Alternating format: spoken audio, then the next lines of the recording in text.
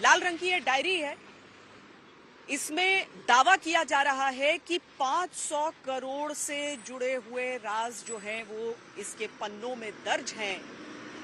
और आज आखिरकार क्यों बर्खास्त मंत्री राजेंद्र गुढ़ा इसी डायरी को हाथ में लिए रोने लगे, वो भी आपको दिखाते हैं।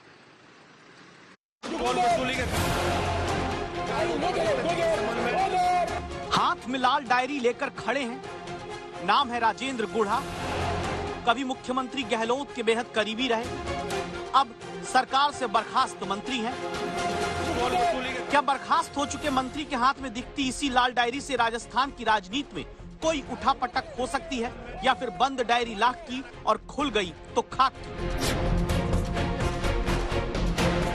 ये डायरी अब फिर चर्चा में इसलिए आई, शुक्रवार को अपनी सरकार पर महिला सुरक्षा के मुद्दे पर सवाल उठाने के बाद राजेंद्र गुढ़ा बर्खास्त किए गए। राजस्थान विधानसभा में अब लाल डायरी लेकर पहुंचे। वो लाल डायरी जिसमें राजेंद्र गुढ़ा दावा करते हैं गहलोत सरकार के करप्शन के कई राज और किस्से हैं। स्पीकर की कुर्सी के एकदम पास पहुंचे राजेंद्र गुढ़ा चुनावी राज्य राजस्थान में आरोप लगाते हैं किसी लाल डायरी में विधायकों की खरीद फरोख्त का हिसाब किताब दर्ज है। लेकिन फिर क्या हुआ?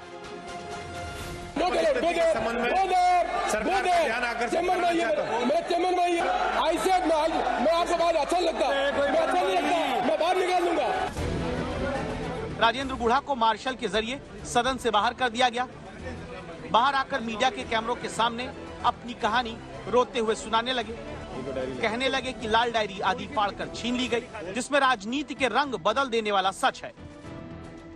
देखिए, उसमें डायरी में कुछ भी नहीं था, तो इन लोगों को सारे मंत्री मेरे ऊपर पड़ गए थे, मुझे नीचे गिरा लिया गया था। फिर मैं डायरी नहीं दे रहा था तो उन्होंने मुझे लाते गुस्से मार के, और डायरी में कुछ नहीं था तो क्यों निकाल रहे थे?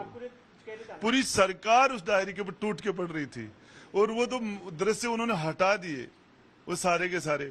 जब वो गुंडागर्दी करने लगे हाउस के अंदर मेरे साथ, जिस तरीके से डायरी छीनने के लिए, मैं तो टेबल कर रहा था।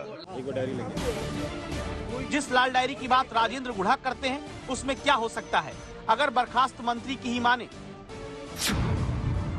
मुख्यमंत्री गहलोत के करीबी धर्मेंद्र राठौड़ के घर जब रेड हो रही थी, तब राजेंद्र गुढ़ा का आरोप है कि मुख्यमंत्री के कहने पर ये धर्मेंद्र राठौड़ के घर से लाल डायरी निकाल कर लाए थे।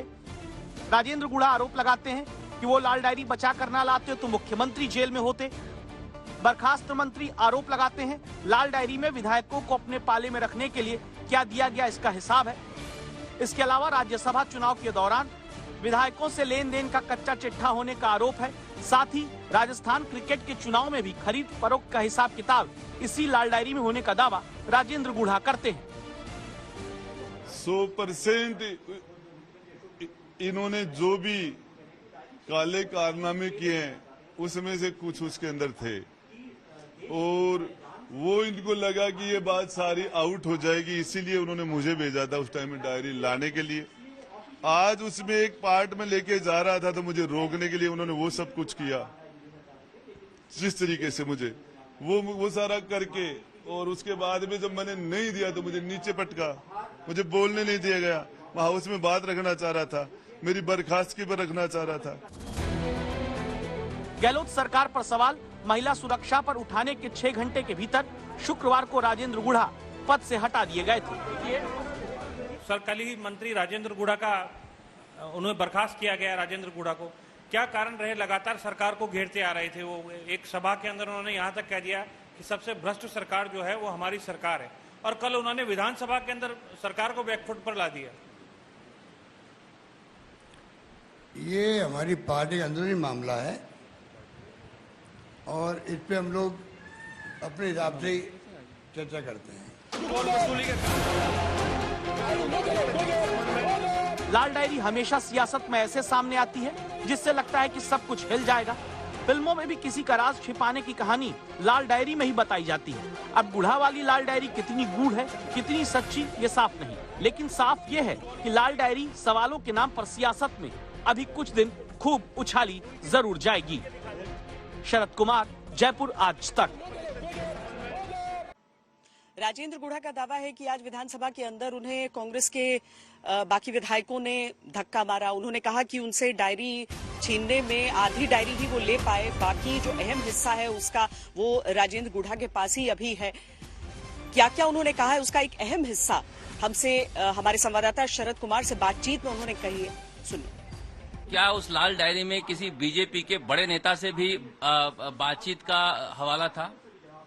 देखिए, ये सारी चीजें तो मैं अभी आपको नहीं बता पाऊंगा, सारी मेरे ध्यान में भी नहीं है। मैं 50 लोगों से धक्के खा के घुसे खा के यहाँ बैठा हूँ, पूरा पसीने में भरा हूँ, और मेरी अभी तक मेरी फिजिकली स्थिति ये ऐसी नहीं होगी। अभी मुझे थोड़ा सा रेस्ट होगा, मैं कल से जनता के बीच में जा रहा हूँ। आपकी आंखों में आज हमने देखा बिल्कुल आंसू जैसे थे। आंसू जैसे तो क्या, लेकिन मुझे धक्का लगा कि जो लोग मुझे लेके गए थे रसगुल्ला खिला के, मुंह में रसगुल्ले दिए थे, और उन लोगों ने आज मैं एक माता हमारी बहन बेटियों के लिए बोलना चाह रहा था, छोटी सी बात बोली थी 15 सेकंड की, उस बात के ऊपर उन्होंने जिस तरीके से मुझे बर्खास्त किया, मुझे सुनने का मौका नहीं दिया, मुझे पूछा ही नहीं। इसमें वो मुझे भी पूछ लेते, मुझे कहता रिजाइन दे देता मैं। मुख्यमंत्री का अधिकार है किसको रखे किसको नहीं रखे, मैं इस्तीफा दे देता। इसके अलावा मुख्यमंत्री जी मुझे बुला के कुछ कहते तो मैं बात करता।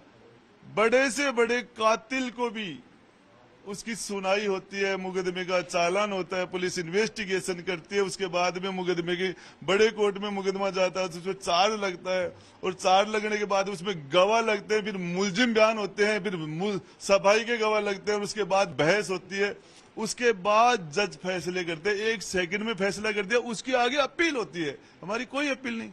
जिस तरीके से मंत्रिमंडल से निकाला, बर्खास्त किया, मैं अपने आप को इंसल्ट फील कर रहा था कि ऐसा नहीं करना चाहिए था। इन लोगों की बड़ी मदद की है मैंने, और आज मेरे पर जो चार्ज लगाए, माफी कौन सी गलती की है जो मैं माफी मांगू? रंधावा जी कह रहे माफी मांग लो, और लोग कह रहे माफी मांग लो, मैंने कौन सा गुनाह किया जो माफी मांगू?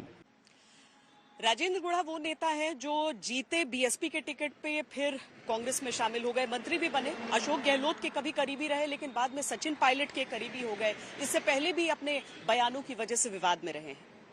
चुनाव जीतू बसपासू सरदार बनू, कांग्रेस में मंत्री बनू, बस अभी कांग्रेस का माइन दरी उठावा को टेम आवे जनाने को फिर से मारो है कांग्रेस और पास ओजू चुनाव में मतलब अभी बहन जी को दोबारा टिकट नहीं आयो। पहला ले टिकट बसपासू लियो, जीतो, ओजू टिकट लिया बहन जी को लायो और पास ओजू चुनाव जीते, ओजू कांग्रेस में, ओजू मंत्री ने खेल में कोई कमी है